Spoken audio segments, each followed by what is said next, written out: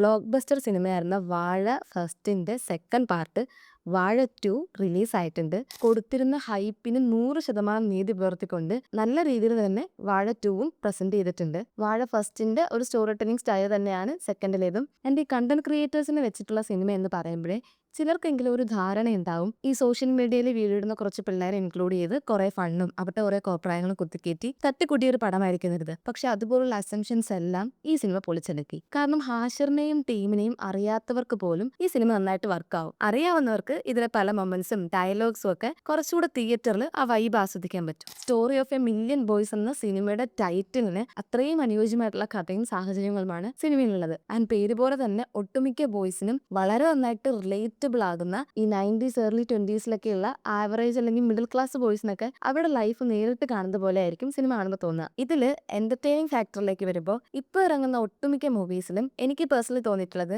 Entertaining elements ഒക്കെ മനഃപൂർവ്വം fun ആക്കാൻ വേണ്ടി ചെയ്യുന്ന പോലെയാണ്. ഒരു നാച്ചുറൽ ഫ്ലോ ഇല്ലാതെ പലതും ആർട്ടിഫിഷ്യലും ഡ്രമാറ്റിക് ആയിട്ടും തോന്നാറുണ്ട്. ബട്ട് അതിൽ നിന്നൊക്കെ വ്യത്യസ്തമാണ് ഈ സിനിമയിൽ. നാച്ചുറൽ ആയിട്ടുള്ള ആക്ടിങ്ങും ഡയലോഗ് ഡെലിവറിയും സിറ്റുവേഷണൽ കോമഡിയൊക്കെയാണ് ഇതിലെ ഫൺ എലമെന്റ്സ്. എല്ലാവരുടെയും തന്നെ നാച്ചുറൽ പെർഫോമൻസ് ആയിരുന്നു. ഈവൻ ഇമോഷണൽ സീനുകൾ പോലും ജീവിക്കുകയാണെന്ന് തോന്നിപ്പോകും. ഹാഷിറാണ് കേന്ദ്ര കഥാപാത്രമെങ്കിലും എല്ലാവരും തന്നെ വളരെ നന്നായിട്ട് ആക്ടിംഗ് വൈസ് മാക്സിമം ഔട്ട്പുട്ട് കൊടുത്തിട്ടുണ്ട്. ഇനി സ്റ്റോറിയിലേക്ക് വരുമ്പോൾ റെസ്പോൺസിബിലിറ്റീസും സാഹചര്യങ്ങളും കൊണ്ട് കൂട്ടുകാരെയും ഇഷ്ടമുള്ളതെല്ലാം വിട്ട് അതിജീവനത്തിനും പഠിക്കാനും ഒക്കെ ആയിട്ട് അന്യം നാട്ടിൽ കിടന്ന് കഷ്ടപ്പെടുന്ന പലരുടെയും ലൈഫും മാനസികാവസ്ഥയും അതുപോലെ തന്നെ ഈ പ്രായത്തിന്റെ എടുത്തുചാട്ടം കൊണ്ട് സംഭവിക്കുന്ന പല കാര്യങ്ങളും ഒരു ഫൺ ഇമോഷണൽ ആക്ഷൻ പാക്കേജിൽ ഒരു തരി പോലും ലാഗ് ഇല്ലാതെ ചെയ്ത ഒരു പക്ക തിയേറ്റർ എന്റർടൈൻമെന്റ് മൂവി.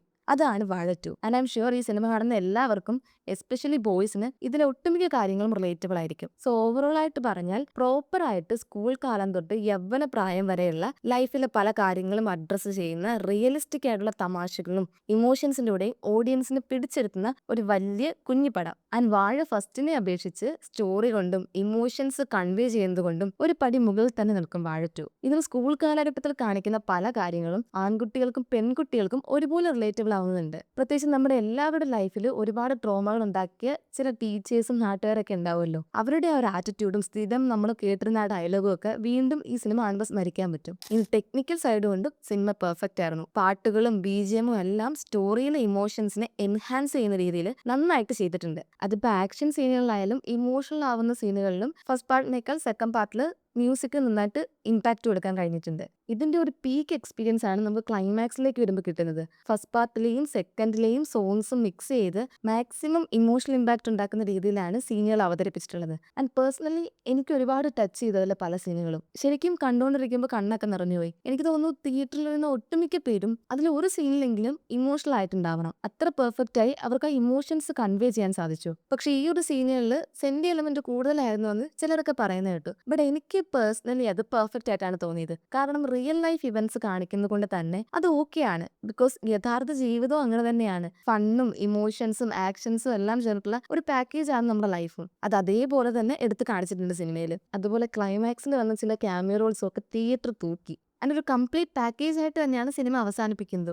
ഇമോഷണലി ആ സീനുകളെല്ലാം കൺവേ ചെയ്ത് വാഴ 2 പോലെ ഒരു കംപ്ലീറ്റ് എന്റർടൈനിങ് ആയിട്ട് മൂവി അവസാനിപ്പിക്കുന്നത്. സോ ഫാമിലി ഓഡിയൻസിനെക്കാളും യൂത്തിന് നന്നായിട്ട് ഇത് എൻജോയ് ചെയ്യാൻ പറ്റും. ഇപ്പോഴത്തെ ഈ പൊരിഞ്ഞ വെയിലത്ത് കുറച്ചു നേരം സമാധാനമായിട്ട് സ്ട്രെസ് ഫ്രീ ആയിട്ട് ഈ ജീവിതത്തിൽ നിന്ന് അടർത്തിയെടുത്ത ഏടുകൾ എന്ന് പറയുന്ന പോലെ കണ്ടിരിക്കാവുന്ന ഒരു ഫീൽ ഗുഡ് എന്റർടൈനർ ആണ് സിനിമ. തിയേറ്ററിൽ തന്നെ അതുകൊണ്ട് കാണാൻ ശ്രമിക്കുക. ആൻഡ് ഇതുപോലുള്ള സിനിമ റിലേറ്റഡ് കോണ്ടന്റ്സും ഇഷ്ടമുള്ളവർ ഇത് follow and support. And this is Bhama. Thank you for watching.